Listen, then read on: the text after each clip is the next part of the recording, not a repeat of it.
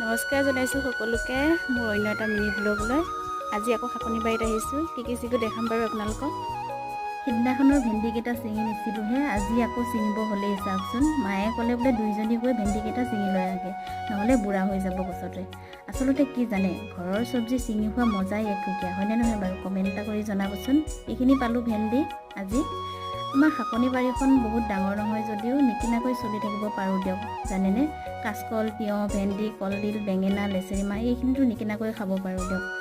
মানে বজাৰৰ চব্জিবিলাক বহুত বেছি পৰিমাণে সাৰ দিয়া থাকে, সেয়েহে ঘৰতে এনেকৈ অকণমান মাটিত চব্জি খেতি কৰিছোঁ। এনেই বহি থকাতকৈ ইয়াতে লাগি থকাই ভাল, হয়নে নহয় বাৰু কওকচোন?